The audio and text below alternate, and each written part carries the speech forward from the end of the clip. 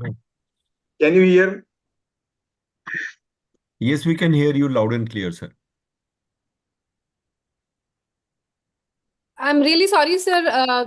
You need to put on the slide 1. And we can't hear the presentation, sir. Now can you hear now? Not yet, sir.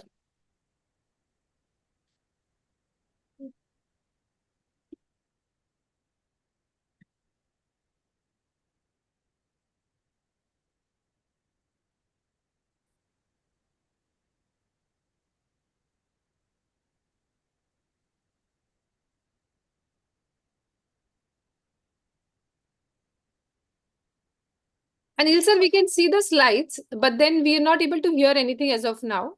You cannot hear? No, sir. We can't hear a commentary, sir. Okay. I think he's busy trying to get his slides. He's not speaking. No. It's the recorded presentation, sir. Anil sir, we can do one thing. If you can email that to Amay or me, we will run it from our end. Yeah, So 1 minute, I'll start now. Yes, sir. Can you hear? No, okay, sir. Okay. One minute. Okay.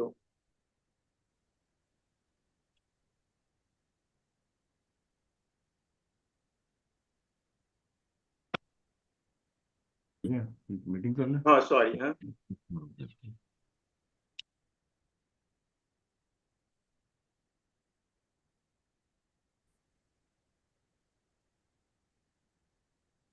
So till the time we get sorted, I'll just ask Anil sir, maybe I'll just speak a little bit. Okay, So yes. good evening, everyone. Good evening, everyone. I welcome you all on behalf of core team of ISMS-ICS to this wonderful evening of learning. We have with us Dr. Parikshit Gokte, sir, who is Vice Chairman of ISMS-ICS. So over to you, Parikshit, sir, for your comments. Sir, can you please unmute yourself, Parikshit, sir? Yeah, good evening. It's a wonderful webinar that Dr. Anil Shah sir has had. It's the 10th episode of the webinars of the Maharashtra chapter of ISMS-ICS. And I think capsular access, do or die, is perhaps the crux of that. Because if there is one step in entire cataract surgery which can perhaps make or break your surgery, it's capsular access. And well, everybody doesn't have femtosecond laser. And here, Dr. Anil Shah, Dr. Amaya, Dr. Aarti have got great speakers, Dr. Saurabh, who has fantastic videos on capsular access, and Dr. Kiranjit Singh and Dr. Ravi all across the country. So thank you. And I think let's go on with the webinars. Okay, I will share my screen. No problem. Sure, sir. Over to you, sir.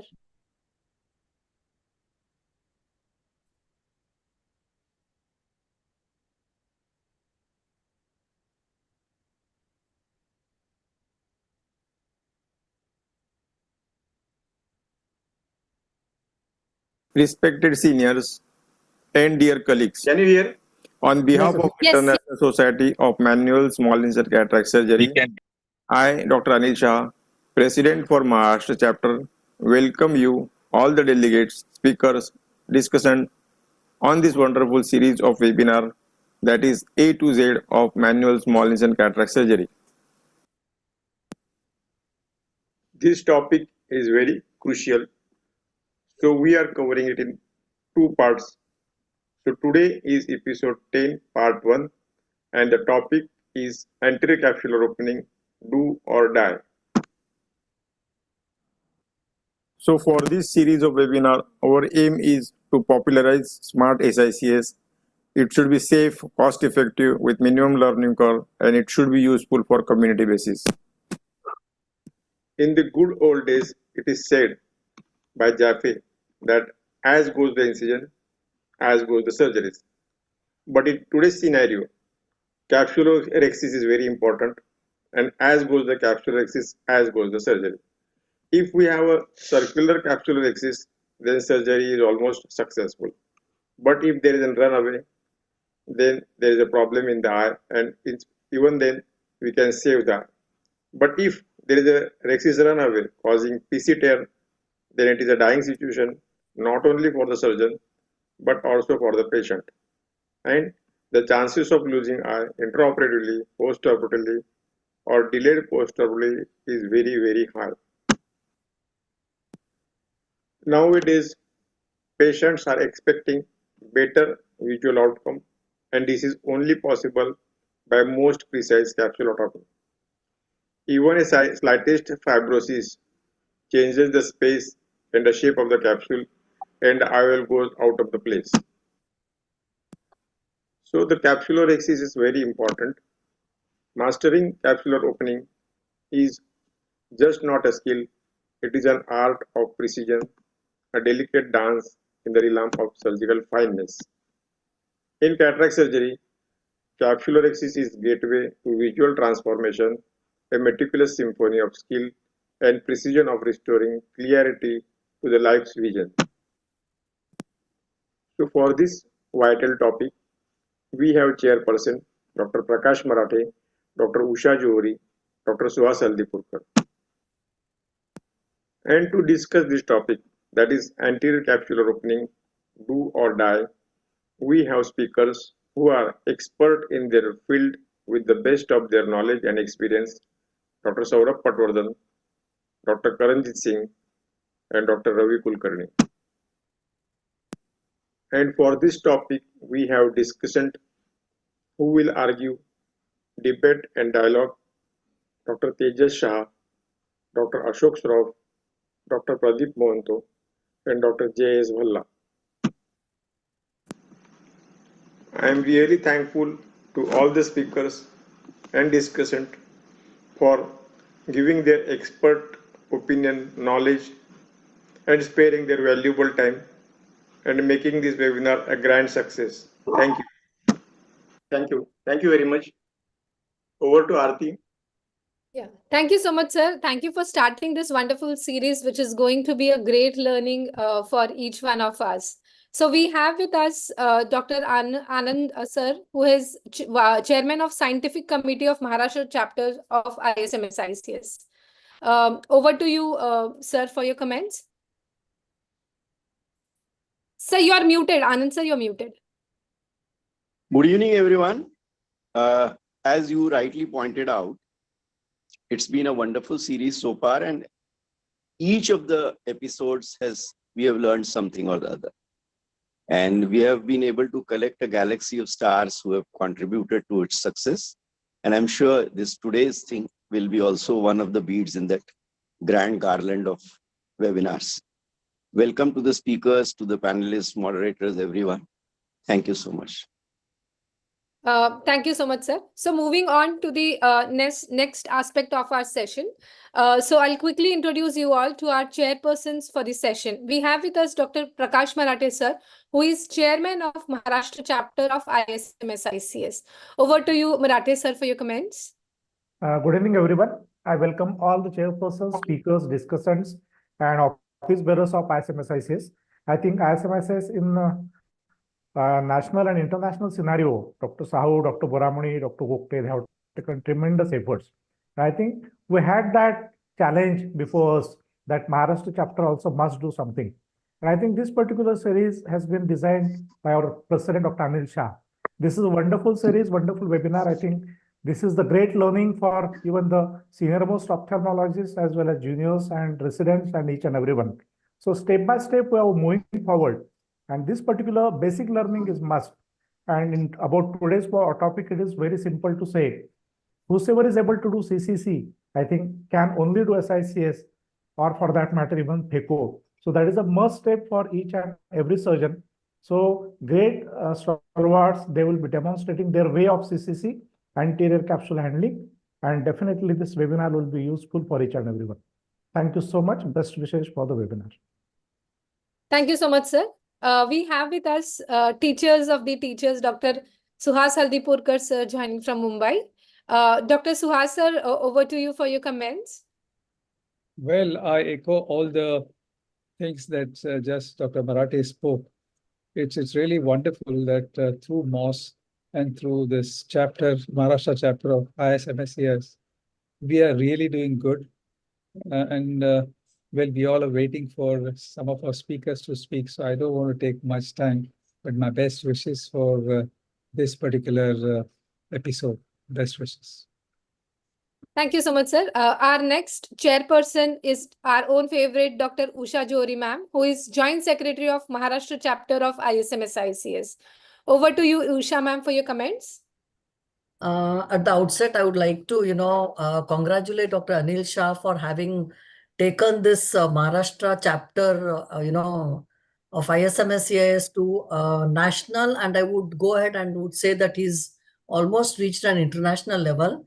He has put in a lot of hard work. It's a team effort, and I congratulate him for this wonderful webinars and that he's been conducting. So without wasting much of the time, I would like to hear with all the excellent speakers who are come here today. Thank you very much. Thank you so much, Usha ma'am. I would like to invite Amey, who is Secretary of Maharashtra Chapter of ISMS-ICS, to take this session forward. Over to you, Dr. Amey. Thank you, Aarti. I'm sure everybody is now waiting for our speakers. So before going to the speakers, I have the enviable task of introducing all of them and to introduce the discussants as well. So I'll not take much of your time. We'll straight away go to it. So today, our first speaker will be Dr. Saurabh Patwardhan. He's FRCS MD from AIMS. He's Director, Nanda Deep Eye Hospital and PG Institute. He also is a head FACO training and fellowship program. He's a chief mentor. He runs a wonderful FACO Tips 3D teaching course. He's inventor of iToric Patwardhan. It's an Android-based toric marking system. He's also designed a 3D surgical viewing system, and he runs a very popular FACO teaching YouTube channel. I think he has some 20,000 followers now. So a very well-established name in ophthalmology and especially in teaching. Then we have Dr. Ravi Kulkarni, who's done his MBBS and DO Ophthal. He's done his Retina Fellowship from MM Joshi Eye Hospital, Hubli. Practices at Rane Bennur, and he has various presentations at state and national conferences. And our third speaker will be Dr. Karanjit Singh. I did ask for a CV, and Anil sir was just told me just say his name. We don't need a CV for him. He works at Dr. Daljit Singh Eye Hospital. Welcome, sir. Today, discussions are absolute stars in the field of ophthalmology. We start with Dr. Tejas Shah, founder of Ahmedabad Eye Laser Hospital. They are also the oldest surviving group practice. And it's an absolute joy to hear him talk on the various aspects of ophthalmology, especially the commercial aspects. He's also the member of scientific committee of AIOS for 6 years, and hobby is to travel and make friends. I know that very well. Fantastic person. Then we have Dr. Pradeep Kumar Mohanta. He's a DO resident from Jipmar, MS Ophthal from PGI Chandigarh. He's done his VR fellowship from Shankara Netralaya. He's founder of Netrajyoti Eye Hospital, Ranaghat in West Bengal. He's also founder of the Helen Keller Blind Boys Rehabilitation Center in West Bengal. He's also a member of scientific committee of the AIOS now, this time from 23 to 26. And then we have Dr. Ashok Kumar Shroff. Great CV. He's currently is the chief ophthalmic surgeon at Shroff Eye Hospital, Navsari. He's also consultant ophthalmic surgeon at Rudra Eye Clinic, Surat. He's director at Spectrum Advanced Eye Care, Surat. He's past president of the All Gujarat Ophthalmic Society. If you look at his awards, he has gold medals right from 1980, a very active Rotarian. He has felicitation awards by All Gujarat Ophthalmical Society in May 2022. And then we have our very own Dr. J.S. Bhalla. Popularly, he is known as Mr. DOS. And everything to do with DOS is Dr. J.S. Bhalla. He's the alumni of Maulana Azad Medical College. He's academic in charge at the DDU Hospital, New Delhi, with a teaching experience of 28 years. And he has 53 publications in peer-reviewed national and international journals. I'll just go through right now. He's chief editor of DOS Times. He's on the editorial board of Indian Journal of Ophthalmology, Delhi Journal of Ophthalmology, and our very own JECOR, Journal of Maharashtra Ophthalmological Society. He's evaluator of instruction courses, free papers, theses, and videos at AIOC. He has delivered keynote lectures and conducted instruction courses at annual AIOC. Thank you. I hand it over to Aarti for the next part. Yeah, thank you so much, Amay. So I'm sure you all must be as excited as I am to hear our speakers today. So I'll invite Dr. Saurabh Patwardhan sir to please share his screen, and we will wait to hear from him. Yes, thank you, Anil sir, for the kind invitation. And I'll be presenting the talk on the capsular axis. But as you know, capsular axis itself is a very, very vast topic. So, the talk will not be, may not be, all inclusive. Because I remember last time I talked about capsular axis, it was for 1.5 hours. So, that kind of vast topic it is. But I'll be sharing few things which may help in the thought process, creating a thought process for the young surgeons and also in sticky situations. So here I go. And recently I was visited by one of young surgeons who was for training with me, and he told me a very interesting thing which I agree with.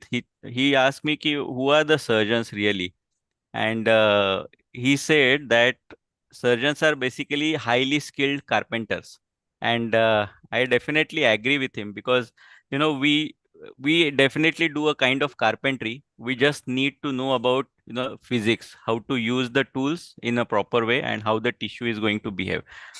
So I'll be speaking about physics of capsular axis. So this is the the anatomy we should be familiar with, where there is an anterior capsule, posterior capsule, and we are going to create a corneal incision, and through which we are going to approach the anterior capsule. Now, one of the most important things when it comes to doing capsular axis is what is the intraocular pressure of the patient. So as we normally discuss, if the eyeball is on softer side, it's always easier to do capsular axis. So that is something which is easy to remember, because whenever there is an increased intraocular pressure, what is going to happen is that there is going to be a pressure gradient whenever we make a corneal incision. And the moment Saurabh Yeah. sir, I'll just interrupt here. Yeah. Sir, can we have it on the slideshow mode so that we Okay, get okay. the Yeah. animations as well? Yeah. Now it's okay? Perfect, sir. Yeah, okay. So now when there is an increased intraocular pressure and we create a corneal incision, there is going to be a pressure gradient across the incision. And when at the same time we make a anterior capsular opening, remember there is going to be a pressure gradient across that capsule. And once that pressure gradient is there, that is going to pull those tears outward. So these are the typical situations where we have increased intraocular pressure, phacomorphic glaucoma, and angle closure, pupillary block, and even simple things like tight speculum or tight orbits or raised intraorbital pressure. So I will just show you a case where the surgeon planned to do a capsular. This looks like a very normal eye, no intumations, nothing. And the moment he starts doing capsulorhexis, the visco starts coming out. And that's because patient was given block just before he started the surgery and there was no ocular massage done. So the moment he enters the anterior chamber, there is visco and the capsulorhexis starts going away. So knowing the physics, helps you in understanding the situation and taking care of that. Another thing we have to remember is about the scleral rigidity and zonular elasticity. In older patients, the sclera is more rigid, but when we have younger patients or myopes, high myopes, the sclera is more elastic. And what it does is that whenever we inflate the anterior chamber in a eye which is having lower rigidity or having higher elasticity, it is going to stretch the zonules out further, and that may increase the chance of outward forces on the capsular tear and your capsular extension. So which typically we see in pediatric eyes as well. Next to it is a shallow anterior chamber. Whenever there is a shallow anterior chamber, what happens is that the vectoral forces again are towards the zonules because of the physical nature of the shallow AC. And this is commonly seen when there is a leaking of AC. So whenever you have a capsular axis extension, if you see closely that video, there will be some shallowing of AC before it actually starts going out. And it is also seen in very high hypermetropes or when there is a very shallow anterior chamber because of small eye or angle closure. As against that, creating a very deep anterior chamber is also, counterproductive. So when this is a common mistake done by many young surgeons is that they tend to overinflate the anterior chamber when they start doing capsular axis. But what happens is that when they overinflate, it is going to stretch the sclera a bit. It is going to create more zonular stretch, and that is again going to be counterproductive because of the outward forces of the on the anterior capsule. So many times this is missed during the surgery and we disregard this fact, but I wanted to show a very interesting case, absolutely a normal case, maybe a young patient. Capsular axis was going all fine when suddenly the surgeon thought that I will inflate the anterior chamber further with visco, which was actually quite deep already. And without doing anything, just because of the overinflation of the anterior chamber, the capsular axis just ran away. So this is an important point, and many times you will see in intumescent cataract CCC videos also, the moment the capsular axis starts going out, maybe at the point when actually the surgeon starts injecting more viscoelastic. So this I think has to be remembered. So instead of using a low molecular weight viscoelastic and trying to overinflate, what we can do better from the physical sense is that we can use the OVD with higher specific gravity, like visco, Thelon, or Hylucoat, which will put weight on the anterior capsule and it will balance the intralenticular or posterior vitreous pressure rather than overinflating the anterior chamber. So this is really useful when we are dealing with intumescent cataract or when there is already extension, which might happen, or in case of pediatric cataract. So in these cases, particularly, if you are going to overinflate, I think it is going to be counterproductive. Okay.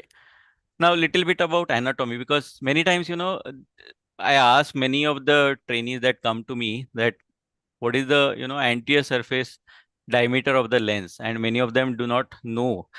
And also they do not know that how much area is free of zonules. So normally you see that the 6.5 or 6.5 and more is free of zonules, and you have to be within that area so as to avoid that outward pull by the zonular insertions. So just look at this. If I see this, at this point, if I see this step of capsular axis, you might say that it's going on fine. Okay.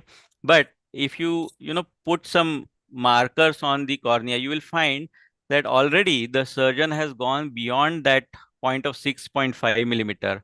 And obviously what is going to happen is that there is a higher outward pull by the zonules. And in this case, again, what happened is that the capsular axis started going out. So the problem was even before it actually started going out, because the surgeon was now entering into the area of zonules. Another thing we have to look for is the convexity of the anterior capsule. More the convex anterior surface, more will be the outward force on by the zonules on the anterior capsule. So of course, Dr. Kiranjit sir will be dealing with other things about intumescent, but this is a simple test to know how the anterior capsule is, particularly in intumescent cataract. So even if you see a white cataract, once you push a higher viscosity OVD, if you see that the anterior capsule is flat, then there is no problem. But if you see that the anterior capsule is still convex despite putting the OVD, there is always higher risk of having a Argentinian flag sign. So check the convexity of the anterior capsule when you are doing capsular axis. If it is flat, you don't have to worry about the capsular axis extension. So this is a very simple test to see that. Now, what to do when these capsular axis tear starts going into the zonules, how to retrieve it back. So we have to understand the physical forces which are, driving this capsular axis tear outwards. So first thing is that the capsulotomy is being pulled by the zonules in the outward direction. Now, if you want to pull it inside, you have to pull it exactly in the opposite direction. So the vector should be exactly opposite. But what is, intuitively done is surgeon tends to still, pull it in a tangential manner because that is the normal way we do capsulorhexis.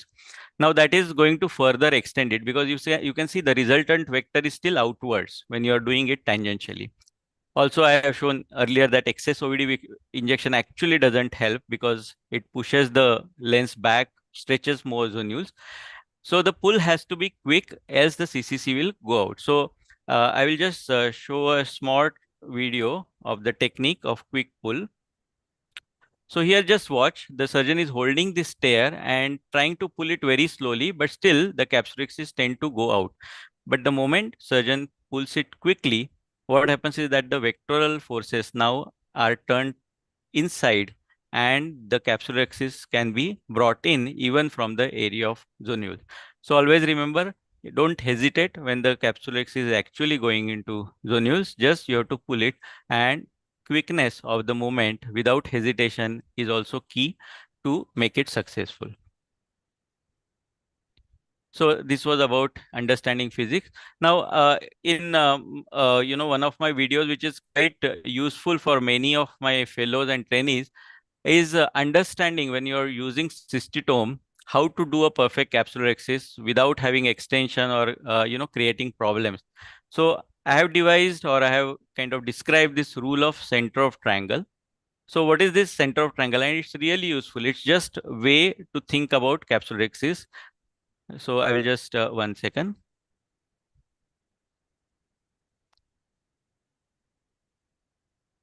One second, I want to pause it. Yeah, just 1 second. I will just. Okay. So this center of triangle, how it is devised is like this. For example, I will just show you a capsulorhexis is going all right and suddenly starts going out. Now, why did this happen in first place? So if you see, when we, see this video again and again, and I saw many videos where capsulorhexis was suddenly, started going out. Initially, it was going fine and suddenly it started going out. And I realized that there was a certain rule which we have to follow to make sure that it's very, reproducible. Is the center of triangle. So what is the center of triangle? It's around 1 to 1.5 millimeter each side triangle with the apex at the tear edge. So you have to hold, or you have to use your cystitome right at the center of it. So no matter where the position of the tear is, you have to hold that tear at the center of triangle, and you will find if you do that, you have good control over the capsulorhexis and you never get into trouble. So just to demonstrate it in one case, first the tear is taken, flap is flattened on the anterior capsule, and you can watch that whenever I am progressing or whenever I am pushing this capsular tear forward, I am always holding at the center of that imaginary triangle which is there. And even if it comes in the subincial area, which is the difficult area in this case, that time also I am holding it at the center of triangle, and that gives me maximum control over this tear, and chances of it going out reduces to almost zero. So this is the, a kind of, it gives you a map while doing capsulorhexis, because I find that helps students to understand where to hold the flap and they get perfect rhexis. Now, there are a couple of errors which kind of causes problem. One thing is that holding it away from the tear edge. So you are not holding at the center of the triangle, but away from that flap, and that leads to flap advancing to further outward. So that is first error which is there. And you have to again hold at the center of the triangle and pull it back. The second error which is commonly seen is, rather than holding at the center of the triangle, you hold at the flap fold. And when you are holding the flap at the fold, again, the vectoral forces will direct it outwards and cause further problem. That means the direction of the capsulorhexis tear further goes outward. So these are the two errors, and you have to, if you want to avoid those errors, you have to always think about that imaginary center of the triangle and keep going on with the rhexis with that rule. Okay, so that was, a short kind of, it might be a little bit different as compared to a normal lecture on capsulorhexis, but that was, thought process which I wanted to share with you. Thank you. Thank you so much, Saurabh sir. Wonderful animation and excellent videos. So we'll have the discussion after all the three talks. So next, we'll invite Dr. Kiranjit Singh sir for his presentation. Sir is going to talk to us about capsulorhexis in intumescent cataracts, its challenges.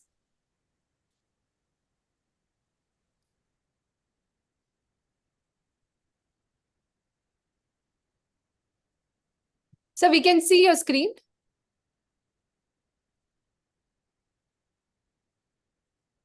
Unmute, okay. So the usual practice is doing double rexes, that is making a small rexes in the center, and then after aspirating little amount of cortex, you do a bigger rexes and proceed with the phacoemulsification.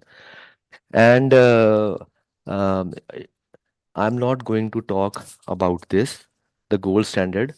I'm going to talk something different. But before that, I'm going to show videos of 4 surgeons, and I don't mean to offend any of those.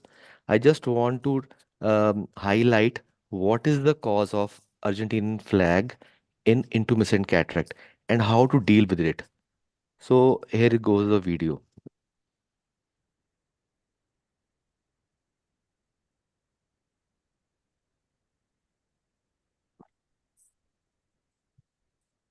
So is it inevitable or iatrogenic? I feel it is iatrogenic. So this Stick to my usual technique, double rexis technique, wherein we make an initial small rexis, then decompress the back. The sound has to be a little more. And then make a larger secondary rexis. I usually prefer to use IV mannitol in most of my intumescent cataract cases. And that's what I plan to do in this case as well. So I begin my case. The planning is perfect. So I make my side port incision, then stain the anterior capsule with trypan blue.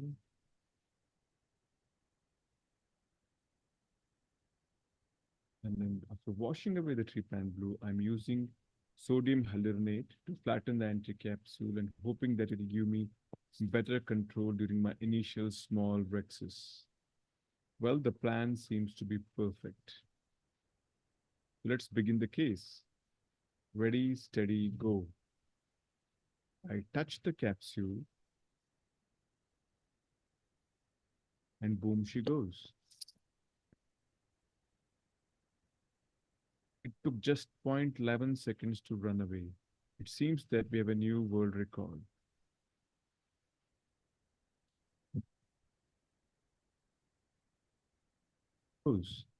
CataractCoach.com. Capsule rip in less than 1 second. Then we just have that one incision poke in and boom. Oh my goodness. What has happened? I pick the anterior capsule, but you can see here, the moment I pick the anterior capsule tear extended to the periphery. This is puncturexis with the help of a phaco needle. There goes the flap, and you create an Argentinian flag.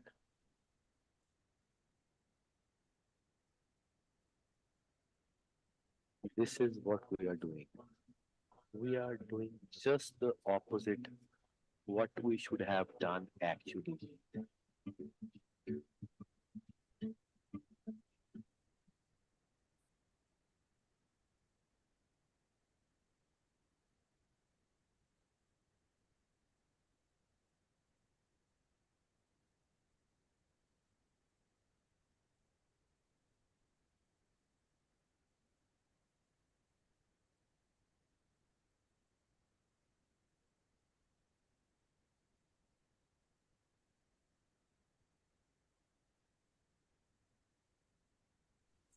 We are not hearing. Kiranjit sir, are you speaking, sir? We really can't hear you, sir. I'm about to talk, but now it is, I think, pre-recorded video. Can Okay, you sir. hear? Can you No, hear no the? voice, no voice. No, we can't hear it. Okay. So you can continue now because initially Okay. we were hearing the other two clips. Okay. So the solution lies not in high viscosity viscoelastics or intravenous mannitol preoperatively or using microforceps in the anterior chamber, but uh, this is the solution. Uh, so these are the this is the same trampoline what Dr. Saurabh Patwardhan was trying to highlight is. Then the center this anterior capsule is just similar to a trampoline because in trampoline there are springs attached to the periphery, and this when this person is jumping in the center of the trampoline, it has maximum potential energy to push him up in the air. You just see him; he is going up without any effort. But the same person, I take him to the periphery, and on the same very trampoline, the effect is less. Here, the potential energy is less. In the center, the potential energy is more. So it makes less sense to start the rexes in the center. So this is a very important point. If we make a rexes in the mid periphery, the forward movement of the nucleus is checked by the central anterior capsule. So you can make a mid-peripheral rexis safely and aspirate all the soft lens matter, deflate the anterior capsule, and then go ahead with making a bigger rexis. So I'm going to show you 4 cases in which I make a CCC in the mid-periphery using a 26 gauge bent needle.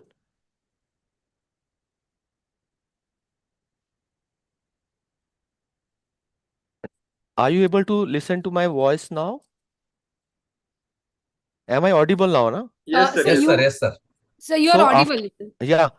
after I have done the small rexes, I aspirate the soft lens matter with a 27 gauge cannula, which is attached to a 1 cc syringe, which was previously it was flushed with a viscoelastic to increase its suction power. So I have deflated the bag, then I give 2 nicks in the anterior capsule, then without any fear, I do the rexes as big as possible. It is not going to go outwards. Whether it is Argentinian flag or it is the radial extension, nothing will happen. So basically, it is the central part of the anterior capsule has to be preserved because it takes care of the forward movement of the whole of the nuclear complex. This is the second case in which I make a reverse C, and after making a reverse C, I just pull these leaflets inside, and it becomes a continuous rexes. After that, I bring my 27 gauge or 26 gauge cannula, aspirate from, and this subincisional part of the capsular bag is very important. You have to aspirate from that part also, because while you are coming back towards the main incision, you become complacent.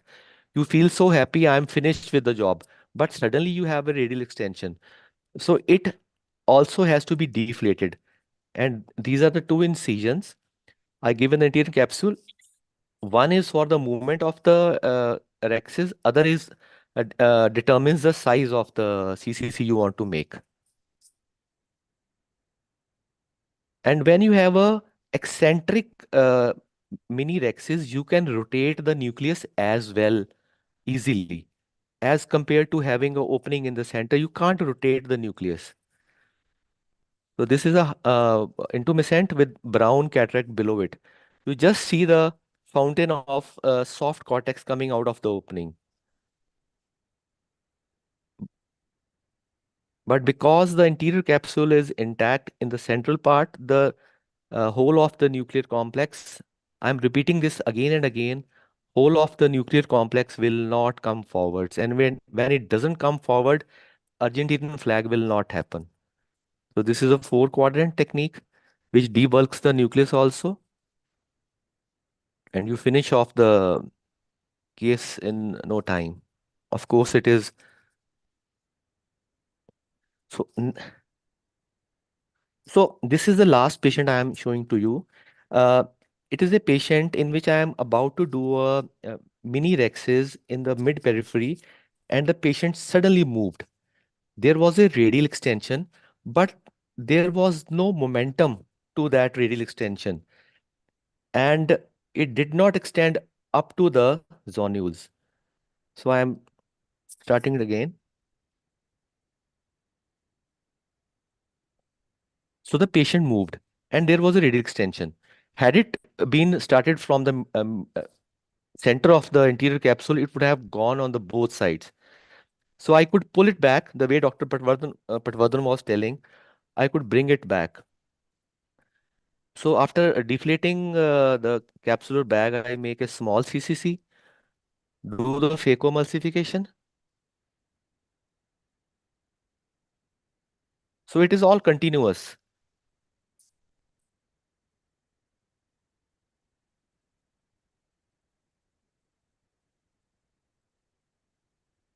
I'm done with the phaco. The CCC supposed to be little, seems to be little small. So I make it big and complete the phaco.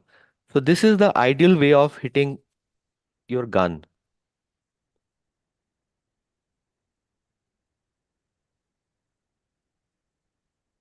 So when gold standard things they don't work, you should try something different.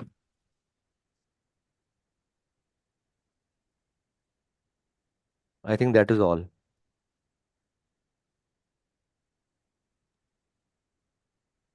Thank you.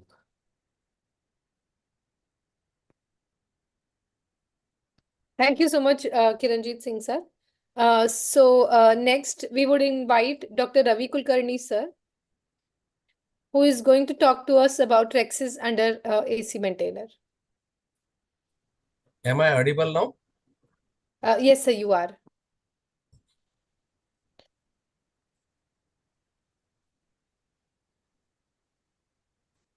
I'm done with my screen sharing. Is it visible, madam? Sir, it's visible, sir.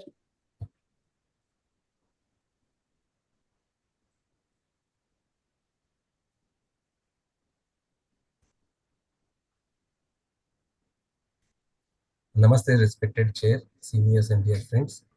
Rexis is the most essential integral part of modern cataract surgery, hence it is must. Most of our cataracts are soft and the Rexis is as simple as this.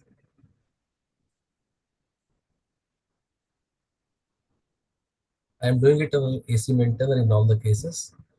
However, this Rexis is challenging in cases of hypermature, Morganian, intumescent, smaller pupil, and harder cataracts.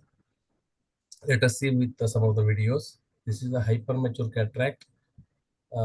I'll show just how I introduce my AC maintainer in all the cases. Two side ports, one for the Rexis and another one for the AC maintainer. AC maintainer is in, and I stain the capsule. Still AC maintainer is not on. I stain it. Now AC maintainer is on. I aspirate the blue.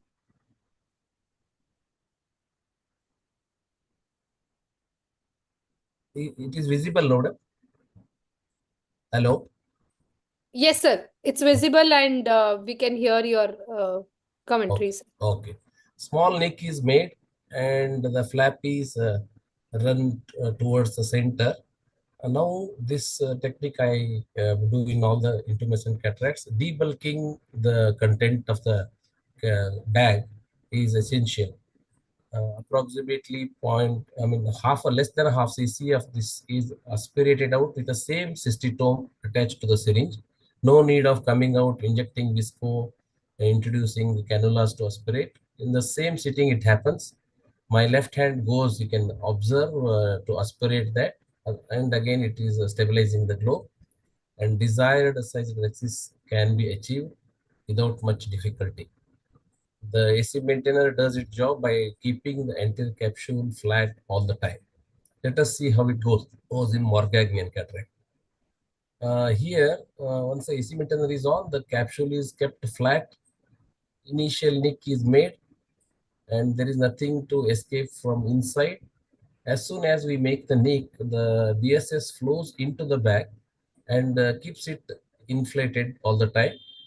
There is not much support from downside.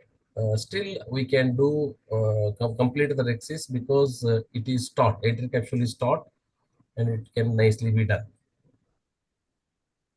In intumescent cataracts, a lot of fluid egress will be there from the bag. As soon as we make the nick, the fluid starts coming out, and the edge is in a hurry to run to the periphery. We should keep it in mind. Make a small movements. As Patwardhan sir said, without my knowledge, I think we are doing it the same spot.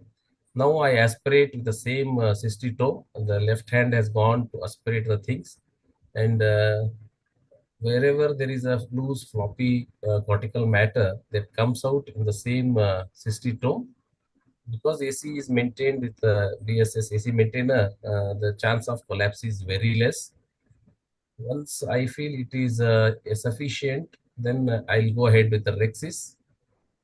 And in between, sometimes we feel like it is going out away from the whatever desired my plan or something like that. Then again, I'll aspirate some more things in the same syringe and complete the Rexis. Now I feel it is going out and there is a fear. So I stop it here and I stop the AC maintainer, inject some visco, use a microvitrectomy for forceps, go from the side port and pull it towards the center, complete the Rexis. Now it is done under visco. In a smaller pupil, if the cataract is soft, it is not a problem. We can do small Rexis and take out the nucleus. But if it is hard and this patient has a corneal opacity also, I need a little bigger Rexis, at least of the size of this pupil. So the Rexis is running behind the iris in some of the places. Because anterior capsule is flat, this can be achieved without much difficulty. And this is sufficient to take out that bigger nucleus. And the last slide is hard cataract. Is a 87-year-old male. I need a bigger Rexis to prolapse that big and hard nucleus out of the bag, and then from there out of the eye. I started and nothing much inside, just small movements from the cystitome will make the bigger Rexis possible in these situations. All the surgeries are done under 1.5 to 2 cc of posterior subtenance xylocaine, and this Rexis is completed without much difficulty. So this Rexis under AC maintainer is very helpful, as most of the steps are done under most physiological conditions. At the outset, I thank Anil sir for giving me this opportunity to share things with you people. Thank you very much. Thank you so much, Dr. Kulkarni, sir. And that was a wonderful presentation and lovely cases. So now we'll move on to the very important part of the session, that is discussion. So I invite all our discussants to give their active comments. So let's start with Suhas Hardipurkar, sir.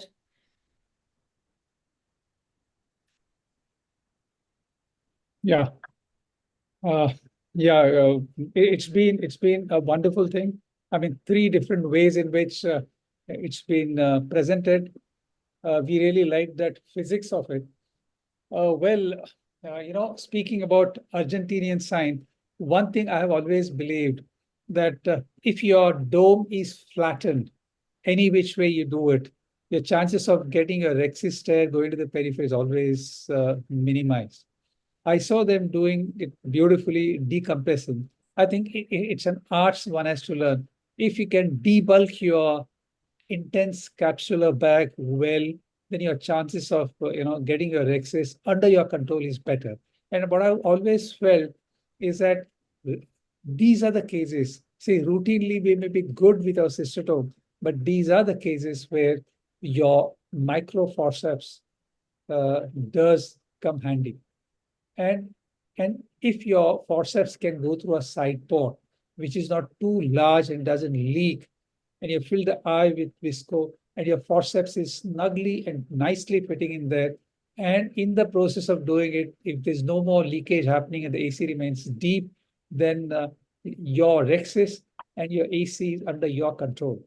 The trick is to have it in your control all the time. And of course, one thing I would like to add, when the rexis has almost reached to the periphery, there's a British surgeon called Little, his technique of holding it with the forceps and pulling it in the same direction. Like, if the rexis is going out, so try and pull it in the direction of the tear from which it had occurred. So what happens is it takes a acute bend and the tear can still be prevented from going to the periphery. But like very nicely demonstrated by Saurabh, if your rexis is too large and your tear is within those zonular mesh or the anterior zonular branches, then it's really difficult. That's probably the time when your scissors can come very handy. See, there comes a situation where you cannot get it any further. Stop there, fill the eye, come from a side port, opposite end with the micro scissors, make a small nick and continue with it, and you can still swim. I thought these are some of the few thoughts that I thought I would share, because finally rexis is the most important thing that sets your process for doing a good MSICS or phaco. Thank you so much, sir. So next we'll invite Dr. Tejas Shah, sir, to give his comments. Well, I have a long list of comments. For me, a capture access starts when I see the patient. And we have a rule that the following things are mentioned. Number 1 is the endothelium. Number 2 is the AC depth. Number 3 is the size of the pupil. That is how much it is dilating. And number 4 is to look out for any dehiscence or any zonular weakness or something. And that is where the capture access planning starts. The second most important thing is once the patient is on the table, patient is painted and draped and speculum is inserted, I actually plan my cystotome. I always use a cystotome. Well, Dr. Haldipurkar's capture access forceps is always by my side for the problematic cases, but I plan my cystotome. There are many times that you actually need a longer cystotome, especially a very big eye, a very deep eye. And so you need to actually plan both the bends or the curves of your cystotome depending on the eye. There is no one glove which fits all, one size which fits all. So that is very important aspect for me when I begin my capture access. Number 3 is, well, I have always been taught to do my capture access from the main incision and not from the side incision for various reasons. Number 1, for me, main incision is always giving me more leeway. If I try to do the capture access from a side incision, it actually rocks the eyeball because a side incision is a very little space for actually moving my cystotome. I actually want my cystotome freely moving in my wound. So that is another aspect. Dr. Saurabh mentioned very well the intraocular pressure, and he briefly touched upon intralenticular pressure also, which is very, very important because that actually makes or breaks your day. And for me, the triangle which you were explaining, Saurabh, I also explained to my fellows in a different way, and that is you have to keep looking at the angle of the cutting edge. So the flap versus the periphery of the capture axis, that angle should always be an obtuse one and not an acute one. An acute one will mean that your axis is directed, the cutting edge is directed towards the periphery. And so the flap has to be flat, the flap has to be used like your triangle, and the angle has to be obtuse and not acute. So that is one another comment that I will make. Dr. Suhas mentioned about pulling the capsule axis. Well, I also fortunately or unfortunately do it the same way. I try not pull it towards the periphery, though certain amount of traction will be centripetal only, but I try to complete it on the same axis as the capsule axis was going to be. But for that, a visualization is a must. There will be two situations. You will be able to see the cutting edge or your tearing edge or the shearing edge, and sometimes it might have already gone beneath the iris in a smaller period. So this is a very important point for me. And talking about the viscoelastics, well, if I believe most of us would be doing our capsule axis in HPMC or 2% HPMC and sometimes in log. If you're not used to doing capsule axis under high viscoelastic substances, please don't attend them. Always try to do capsule axis under HPMC, under which we are more used to, because the movement inside the chamber becomes very difficult if it's a higher viscoelastic. And one more thing is, Dr. Ravi, I asked you the question on the chat box also. When would you not use your ACM? In which conditions will you not use the ACM? You're muted. Ravi, you're muted. Ravi, sir, you are muted. Contraindication you are asking, sir? Absolutely, yes. In subluxated, major subluxated lenses, I don't use. And if I suspect posterior polar cataracts also, I don't prefer to use AC materials. Otherwise, all the cataracts and I prefer. Why in a posterior polar you would not use an ACM? Sometimes at least during the. Yes, sir. Because I feel that you have an advantage, and ACM gives you a continuous pressure, which could be high, moderate, or whatever, but it is always going to give you a continuous pressure vis-a-vis when we use a viscoelastic and it moves out of the chamber, right? So in a way, it's a brilliant idea. At least it will be one constant pressure depending upon your bottle height. Yes. But in a way, it maintains the same pressure. So why would you not do it in the posterior polar? Yes, you may take it out once the capsule X is done and you're going to do the surgery. But then I just wanted to understand that. There was a red some time back. In the posterior polar? I had a bad experience in a couple of the cases. I thought it is because of the high pressure. Suddenly, that has given away. The posterior capsule has given away. Like that, I felt like that, sir. But So I think it's ideal. Do you customize the height of your bottle depending on a cataract, its type? Initially, I used to do. Or Now I keep it at 100. I don't change much. Okay, great. I think I will conclude here my comments in later Sure, on sir. whenever. Yeah, we'll move on to Dr. Ashok Shroff, sir, for his comment on the topic.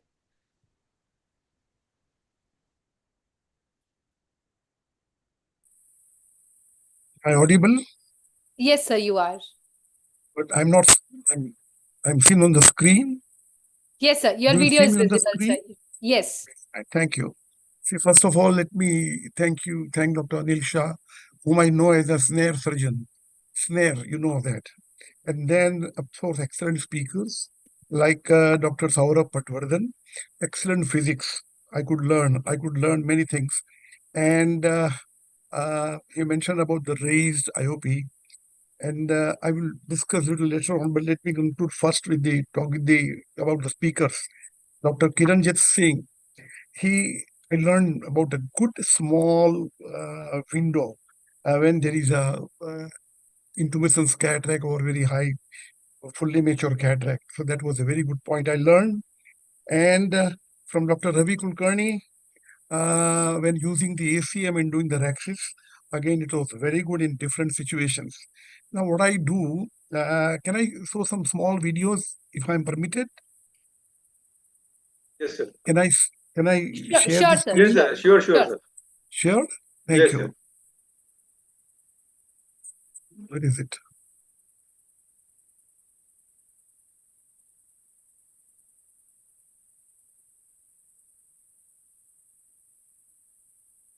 You see my screen? Not yet, sir. Oh, then how do I do it? Share the screen, sir, first. Yes, share the screen. Should And then how do I make go him there? co-host? Should we make him co-host? Sir, the participant's screen share is already Okay, active, okay. so should not be a problem. Sir, don't worry, take your time. We will just till that time take one question from Dr. Shekhar Paranspe, sir. He has asked this question to Dr. Kiranjit Singh, sir. You talk about oval capsular axis. Will you please elaborate? So, Kiranjit, sir, maybe you can comment till the time we have videos from Dr. Ashok, sir. Yeah, I can. So my voice is audible now. Yes, sir, you are audible, Yes. sir. So though I'll go into the history. So I one day I had three posterior polar cataracts, and I did have rent in all the cases, and I was very upset. So to be very frank or true, I sent a prayer to God that please help me find a way how to deal with posterior polar cataracts. So in a 3-4 days time, it was in my dream that one should do a oval rhexis, because with oval rhexis, that subincisional epinucleus you can take easily take it out, because it is a time when you are taking it out you get a PCR. So the first patient which I did was a 80-year-old man, in which there was grade 4 cataract, and the rent was from one end to the other. The other I had operated upon was 6 months back, and the patient had a similar look in that eye also. I did a small rhexis as taught by all people. So I did a small rhexis, took out the nucleus piece by piece. Ultimately, I had some amount of soft cortex. It went into the vitreous, and the patient had high IOP for the next 6 months, around 38-40, which was controlled with the anti-glaucoma drugs.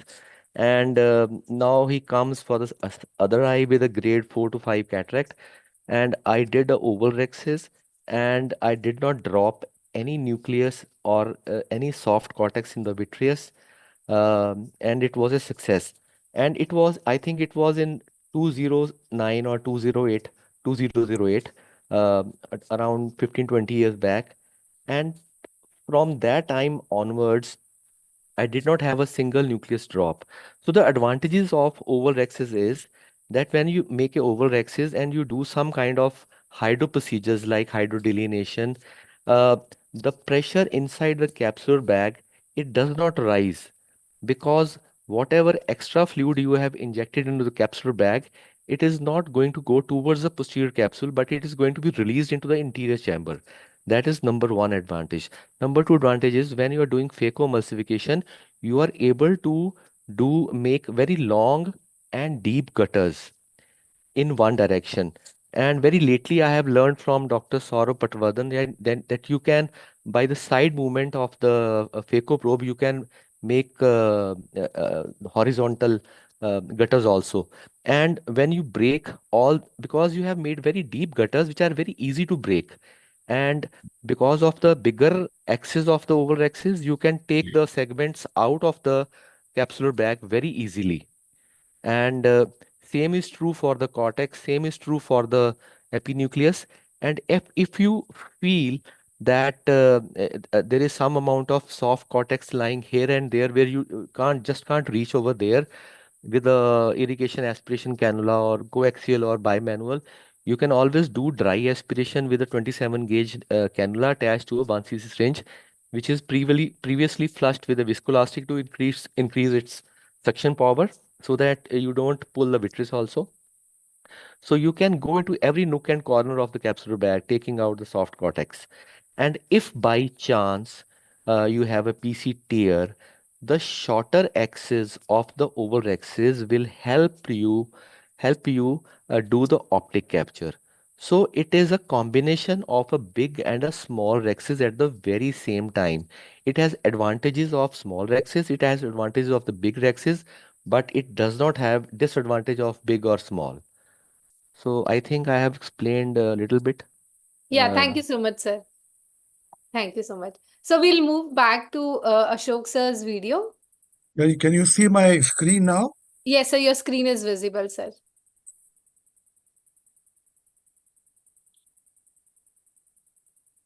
This is what I do when there is a interlenticular pressure is high, with 26 gauge needle.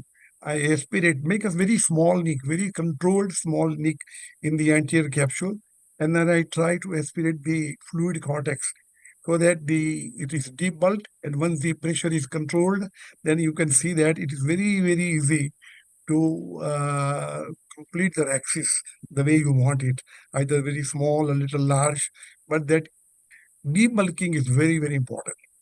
And that is what I do.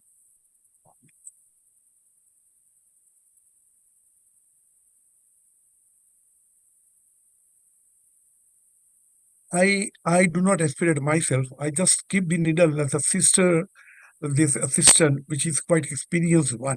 And then, see, I just hold it. So because it doesn't move. The moment, suppose you make the movement, make the movement, then there will be a large tear in the anterior capsule. So this is one point.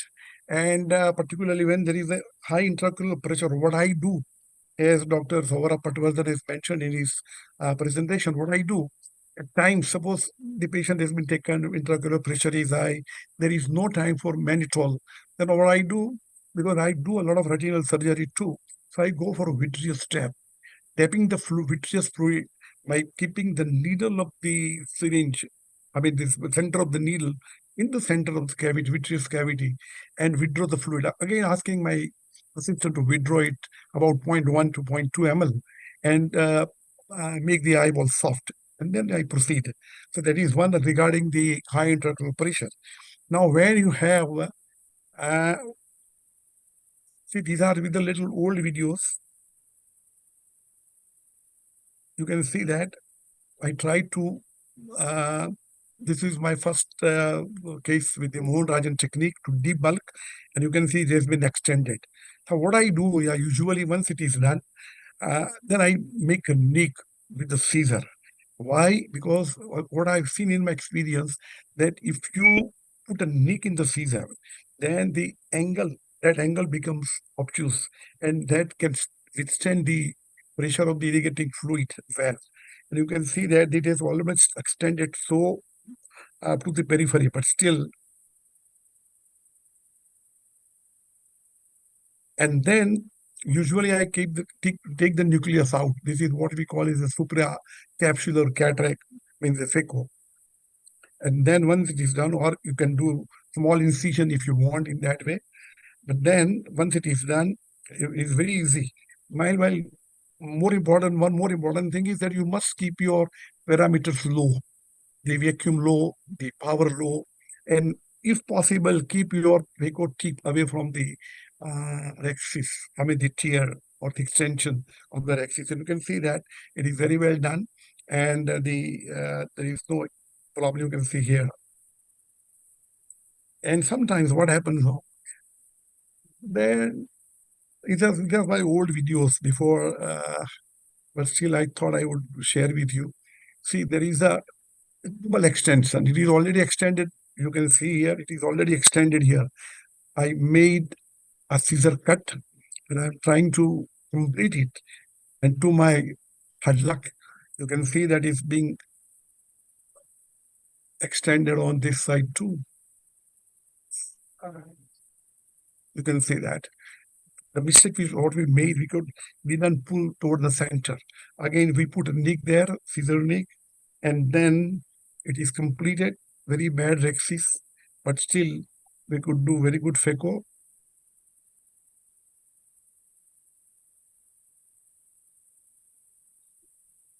Without any extension of rexis into the posterior capsule.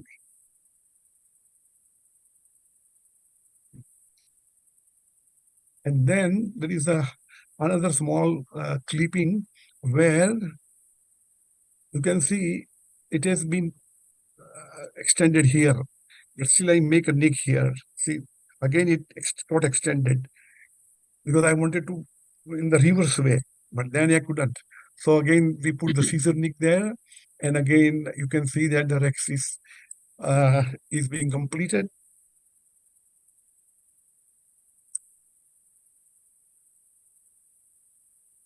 very gentle hydrodissection, very gentle with all low parameters. You can complete the phaco. You can see that. And you can put the lens in the back and make sure that your haptics of the lens are well placed behind the capsule.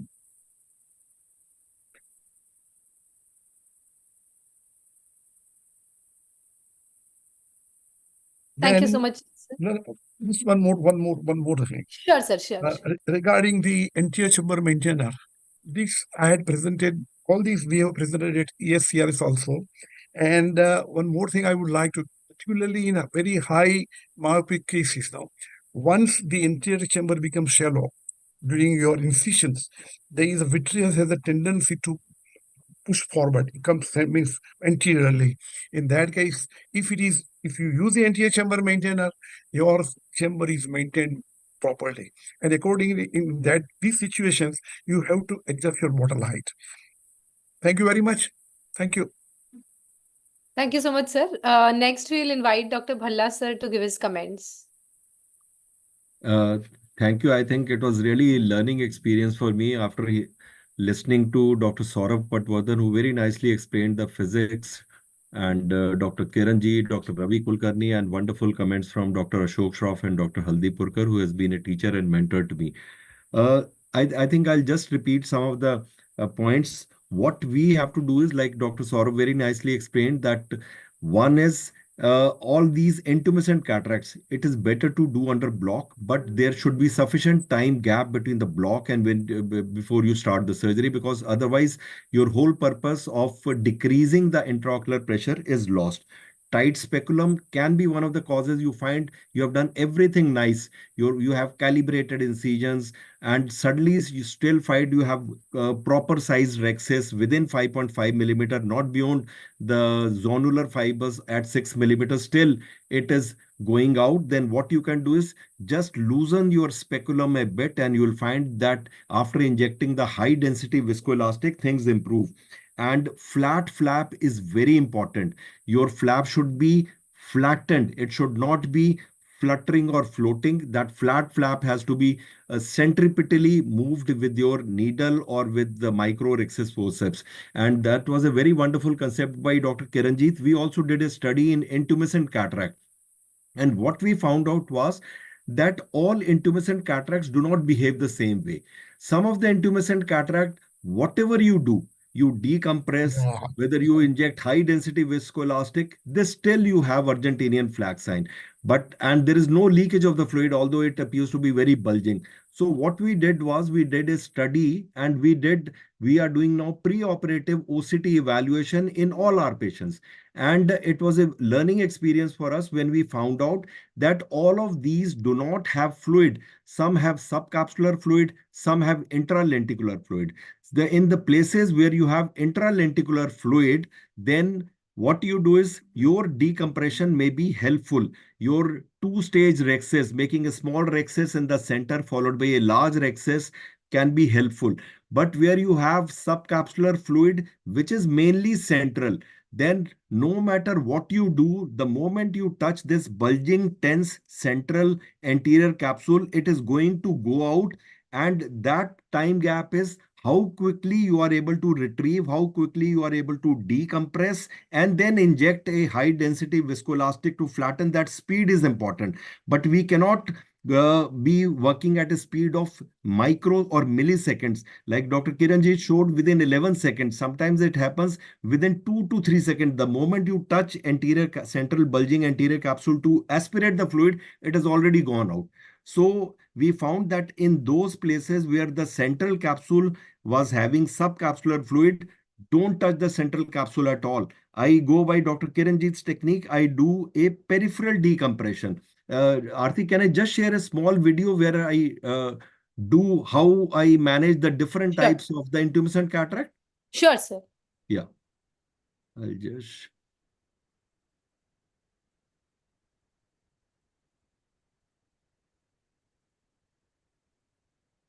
Yeah. I'll just.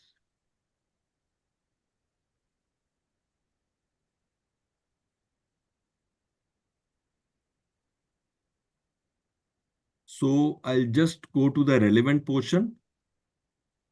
So what we started doing was that we started doing OCT in all our patients, not only to see whether the fluid is present, what is the location of these fluid pockets, whether it is subcapsular or intralenticular, and whether this subcapsular fluid is peripheral, central, or both peripheral and central diffuse. So this is what we found in our OCT. This is predominantly central subcapsular fluid pocket. This is predominantly peripheral subcapsular fluid pocket. And this is both central and peripheral diffuse fluid pocket. And there is no subcapsular fluid pocket. It is only intralenticular fluid pocket. So management of all these cases is different because we feel that just one technique may not be helpful in all your cases of intumescent cataract. If it is only predominantly central fluid pocket, then you have to behave differently. If this is predominantly central, I do peripheral rhexis. If it is predominantly peripheral, then I do two-stage central capsular rhexis.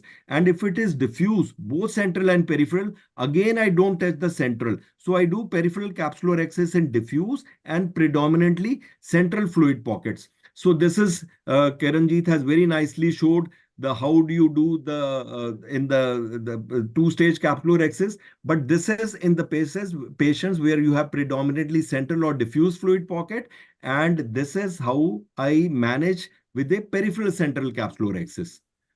Take a 26 gauge needle, bend it near the hub, enter through the main port, make a puncture at the junction of the peripheral 1/3 and central 2/3 of the capsular bag, aspirate the liquefied cortex. You will find that the intralenticular pressure decreases. Inject viscoelastic. Take a curved micro vana scissor and make a radial cut through that puncture. Make a peripheral cut so that what you get is a T. In fact, it is an inverted T. Again, inject viscoelastic, and what you have to do now is raise this peripheral flap. First pick up the first peripheral flap, rotate it circumferentially. Now rotate the second peripheral flap, again rotate it circumferentially, taking them down in a circular fashion. At the end, you will find a perfect circle. So this is the technique where I am managing with a peripheral capsular rhexis, because what I feel is just one technique in all types of intumescent cataract will not yield you the desirable outcomes, and you'll be wondering what happened. I did everything right in my patients. I decompressed. And another question which is always asked is, what is the role of mannitol? Should we give mannitol in all our patients? Because speaking with physics, this mannitol is not going to decompress or cause decrease in intralenticular pressure. There is a very nice paper published in JCRS by Figurado et al. It is called a Brazilian technique to combat Argentinian flag sign. Because what he says is there are two compartments. One is anterior chamber and one is intralenticular compartment.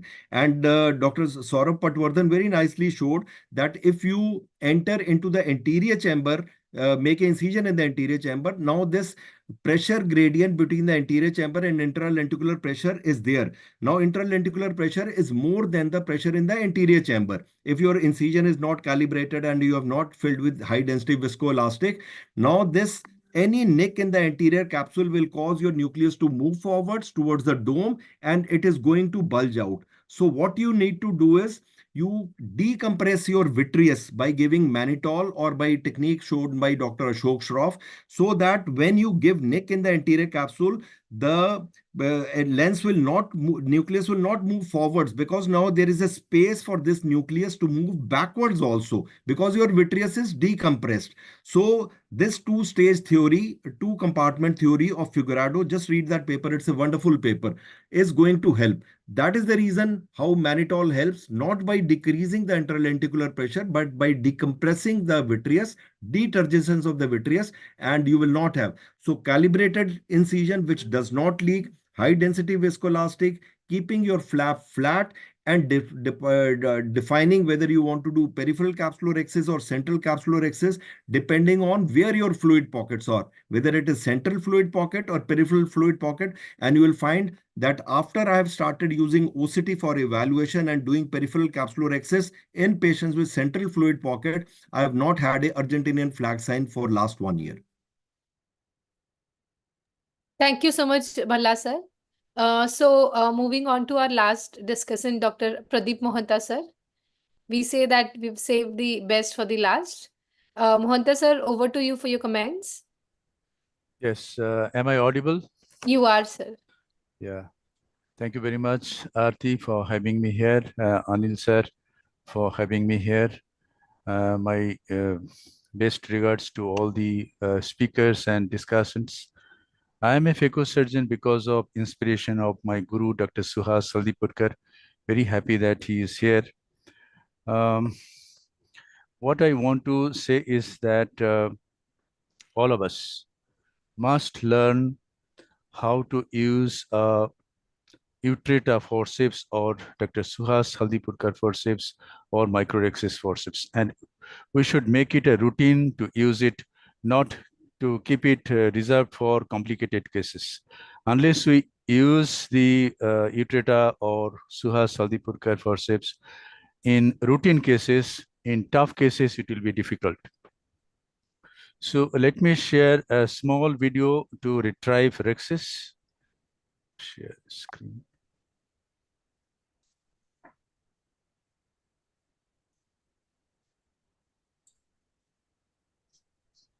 Is it audible, the audio? Yeah. So we can see the video? No audio there? No, sir. Okay, let me speak then. Audio take stop.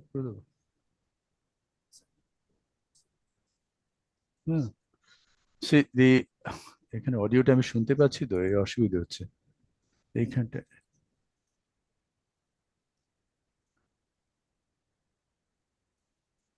Sir, I have the similar video which you shared with me. Do you want to try it from my end if it has the audio? Yes. Or you can maybe say there is on the right corner, there is the volume button. Maybe you can just click that and we'll check. So there's yeah, that one. Is it audible? No. No, sir. No, let me speak. This is just a 1 minute video. Still not take long time. Just we're going to start the capsular rhexis. I'm using a Utrata forceps. Start the rhexis and at around 9 o'clock it goes to jonules. Now how to retrieve this? I use 2 jerky pulls and retrieve it. And as I try to complete it, again there is some tendency to go to periphery and I could retrieve it. Let us see this in slow motion. Go start rhexis, and as I come to near the main end, it starts going to periphery, and at 9 o'clock it goes to the jonules. So I hold it and at this point and make 2 jerky pulls and it comes on the track. At 6 o'clock it is all right. And from here it again tends to go to periphery. With small jerky pulls we can control the movement and we can complete the rhexis. That's it. So we should learn. This is not possible with Utrata forceps. We must learn how to use. This is not possible with cystitome. We must learn how to use Utrata forceps. This is what I wanted to say, and what I want to ask Dr. Rabi is it necessary that we do nowadays we have some good viscoelastic substances? Is it necessary to make another port to use AC maintainer? Is it really necessary? But it will come to our rescue in so most of these intumescent and hypermature cataracts, sir. Otherwise, repeated entries into the anterior chamber makes surgery unsafe. A number of times you enter, there is a high chance that you are taking something inside. This is a aggressive type of environment created by the AC maintainer. Every one go, everything will be over. That's the reason I prefer to do that. Okay, nice. Yeah, thank you, sir. It's been a wonderful bouquet of videos and comments by everybody. Before we end this webinar, I would like to invite our chairpersons for their comments. So we can start with Dr. Prakash Marathe, sir. Hello, I think it was a wonderful webinar. All speakers, I think they elaborated about CCC, all aspects in a nice way. I think what question was asked to Dr. Ravi Kulkarni about AC maintainer. I think there are two types of surgeons, including Blumenthal. I think it is Blumenthal's technique who was using that AC maintainer. And still there are some surgeons, they don't use visco commonly, but they rely on AC maintainer. So in spite of not using viscoelastic, they have been doing wonderful surgeries. So I think that is the separate and different technique what he is trying to show to us, Dr. Ravi Kulkarni. But most of the surgeons nowadays, as visco is available, they are getting shifted to that technique. But both techniques are fantastic. Fantastic. That's what I mean to say. So all the presenters were fantastic. I think it was interactive session. It was beneficial for all of us. And I think when it is recorded and when it is uploaded on YouTube, so even others will be benefited. So nice inputs by each and everyone, even discussants, they were very nice and they were really involved in the topic. They showed their videos and their discussion was also very nice. So thank you everyone for making the wonderful webinar. Thank you so much. Thank you, sir. Thank you. Usha madam, your quick comments, please. Yeah, I think the topic has been excellent. And in my opinion, every capsular axis, depends on the type of cataract, which everybody has elaborated it extremely well. And it should be a custom-made technique, when to hold, when to leave. All that comes only by experience. I mean, it's excellent that everybody has shared their, wonderful videos and their experience. But I feel that the younger generation, especially, should be seeing these videos again and again and should learn, when to hold the capsule, when to leave the capsule, because it's like opening up a balloon. So in my opinion, for a cataract surgery, I think the capsular axis is the most important step, because it's like opening a balloon with a seed inside with the fluid, and we do not know the fluid inside, which has been explained very well, with the physics and by Dr. Saurabh Patwardhan. And I really thank Dr. Anil Shah for having such excellent speakers and the discussants. And thank you, sir, for having me. Thank you. Thank you, ma'am. Shah sir, your comments, please. Thank you very much. This is a very wonderful episode, and the title itself is a very suggestive that do or die. Because if we don't do a capsular axis properly, then there is a definitely situation that we are going to face multiple complications. All the topics are covered very nicely. Only one point I wanted to stress is that we should have a capsular axis in which we should have a floor petal like pattern. So each time we go to the periphery, then again come toward the center, and then again go to the periphery, and then again come to the center. So we will have a floor petal type capsular axis, then chances of rexis runaway are very less.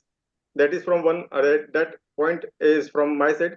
I am thankful to all the speakers and all the discussant for sparing their time and giving their valuable opinion. Thank you very much, sir. Dr. Anil, about that particular do or die, I think I must add, do, but don't die. Don't die. You do something. The way you tackle the complications, I think experts are there and they have told us, do, but don't die. Mature should die, sir. Mature cataract should be died. Nice, sir. Thank you so much. Thank you. Thank you. Yeah. Wonderful. So what was the audience score, Aarti? So we have we have reached towards the end of the session, and I'm sure that the session was very interesting and Very it kept us, all of us involved. I'm thankful to Dr. Anil Shah, sir, for taking this initiative, and he has been very meticulous in planning of all the 4 episodes, and I have been blessed to be working under him. I would like to thank each and everyone of Maharashtra chapter office bearer team for making this evening a memorable one. We would like to thank our chairpersons, Dr. Prakash Marathe sir, Dr. Anil Shah sir, Dr. Suhas Haldipurkar sir, and Dr. Usha Johari ma'am.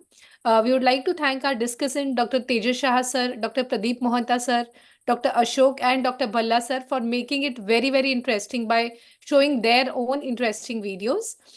We would like to thank the three special speakers for today, Dr. Saurabh Patwardhan sir, Dr. Kiranjit Singh sir, and Dr. Ravi Kulkarni sir for giving the excellent presentations here. I would like to thank my co-moderator and a good friend, Dr. Amay, for moderating this session with me. And I would like to thank Team Antot for supporting all our webinars. Last but not the least, I would like to thank our audience for being with us late night. So we would soon announce our next session, and I'm sure that it will be a great learning once again. I would also like to thank because Thank we've you. completed exactly in 90 minutes. So Yes, yes. Thank you. wonderful. Thank you. Exactly Great. 90 It already minutes. started Great. yawning. Great. Thank you. Thank you. Thank you, sir. Perfect. Thank you. Good Thank night. you very Good much, night. sir. Thank you. Thank you. Good Good night, night. everybody. Good night, Good everyone. night, Thanks for everyone. your help, sir. We'll see you in Calcutta next month. Yes. Yes, sir. Yes, Yeah. sir. Thank you. Thank you so much, everyone. Yeah. Good night. Thank you, Okay. everyone. Good night. Good Bye. night. Good night. Good night. Bye, sir.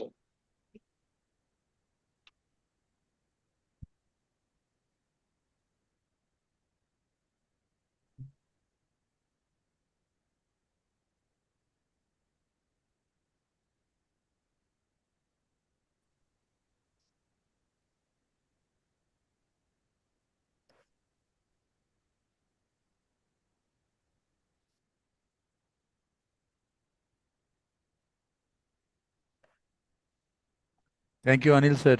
Thank you, sir. Thank you very much, sir. Thank you, sir. Great job, sir, you have done. Yes, sir. Yes, sir. Are you coming to Kolkata this time? No, sir, I'm not coming, but my son is coming there. From my place, it is too far, sir. I have to 24 hours journey, sir. Oh, More than that. So okay. not coming this time, sir. Okay, okay. Okay, sir. Bye. Thank you. Bye, sir. Bye, bye. Sir. Thank you, sir.